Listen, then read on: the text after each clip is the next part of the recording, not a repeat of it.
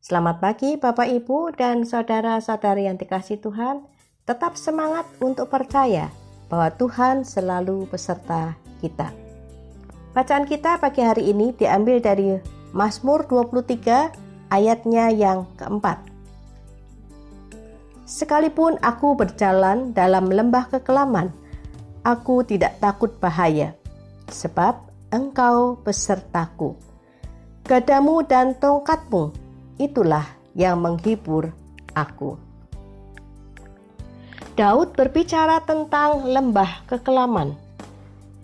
Di Israel ada yang disebut dengan lembah kekelaman, yaitu jalanan dari Yerusalem menuju ke Yeriko.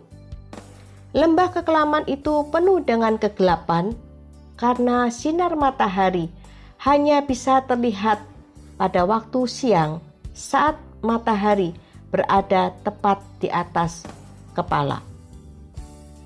Di dalam kehidupan, lembah kekelaman seringkali dijadikan sebagai gambaran masa-masa sulit, masa-masa yang penuh dengan kegelapan, kekalahan, keputusasaan, dan ketidakberdayaan. Walaupun lembah adalah gambaran hidup yang sangat berat, namun lembah adalah bagian dari kehidupan setiap orang. Lihatlah Ulangan pasal 11 ayat 11. Di sana dikatakan bahwa umat Allah akan menduduki negeri yang bergunung-gunung dan berlembah-lembah. Lembah tidak dapat dihindari, tidak dapat disangkali, karena lembah pun adalah anugerah Tuhan. Daud pasti sering melintasi perjalanan dari Yerusalem menuju Yeriko. Pasti sudah mengenal lembah kekelaman yang penuh dengan kegelapan di jalan tersebut. Dan di dalam realitas hidup pun, Daud sering berada dalam lembah kekelaman. Salah satu lembah kekelaman yang pernah dilalui oleh Daud nampak pada kitab 1 Samuel yang bisa kita baca mulai pasal 19. Daud harus melarikan diri karena Saul kembali berikhtiar untuk membunuhnya. Sementara itu Yonatan sahabatnya hanya bisa menolong Daud dari jarak jauh. Mikal sang istri setelah menolongnya kemudian berkhianat. Bahkan ketika Daud ingin menjumpai Samuel di Nayot, Daud pun gagal untuk mencapai tujuannya. Daud adalah orang yang diurapi sebagai raja, namun tanpa istana. Daud memiliki sahabat, namun sendirian. Daud memiliki pasangan hidup, namun tidak ada tempat untuk berbagi beban. Daud memiliki imam, tetapi dia tidak bisa mendapatkan pencerahan dari sang imam. Tidak ada yang dapat dilakukan oleh Daud kecuali berlari. Dalam pelariannya, Daud masuk di kota Nob, kota imam, kota yang dianggap kudus.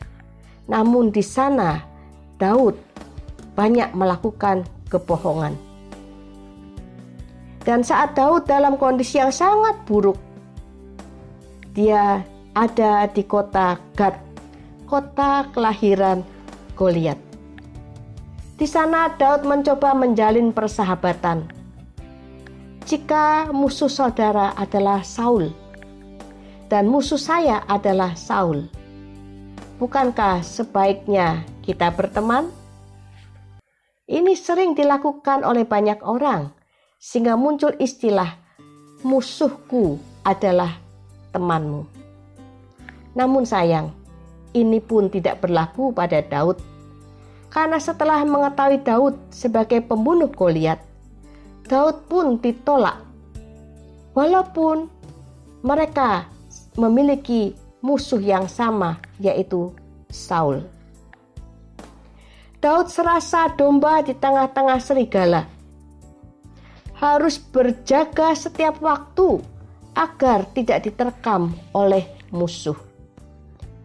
lelah, penat, lemah, tanpa daya.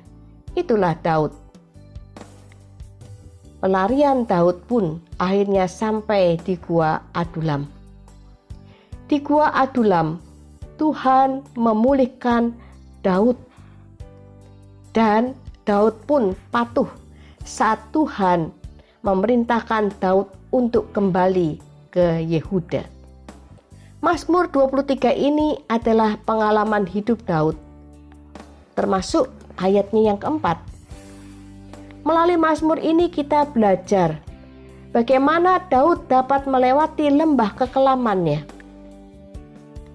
Jauh sebelum Yesaya bernubuat tentang Immanuel, yaitu Allah yang beserta kita, Daud ternyata telah memiliki iman Immanuel. Iman yang meyakini bahwa Allah beserta dengan dia. Daud begitu yakin dengan imannya bahwa Allah selalu bersama-sama dengan dia, tidak pernah meninggalkan dia walaupun dia ada di dalam lembah kekelaman yang paling kelam.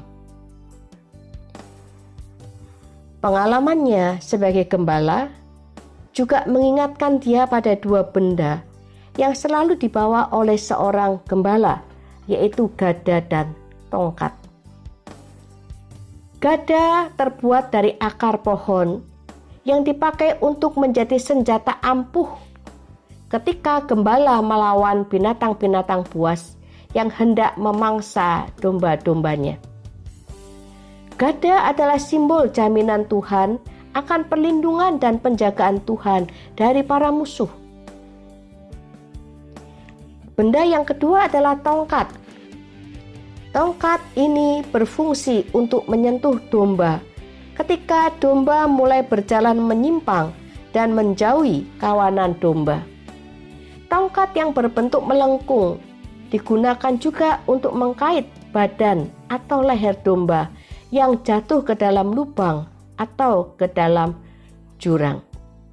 Tongkat adalah simbol jaminan Tuhan agar jalan kita tetap lurus walaupun sedang dalam lembah kekelaman.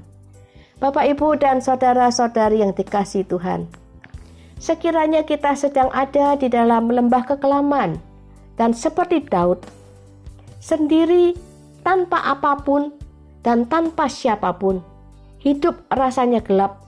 Tidak ada seorang pun yang dapat kita harapkan. Biarkanlah Allah membawa kita masuk ke dalam Gua Adulam, bergumul bersama-sama dengan Tuhan, dan lihatlah Tuhan akan memulihkan setiap dari kita. Dan dari sana kita akan melihat bahwa walaupun kita sedang ada dalam lembah kekelaman yang paling kelam, Allah tidak pernah meninggalkan kita, karena Dia selalu beserta dengan kita. Selamat pagi Bapak, Ibu, dan saudara-saudari yang dikasihi Tuhan. Jangan takut untuk melalui lembah kekelaman, karena Tuhan selalu beserta dengan kita. Amin.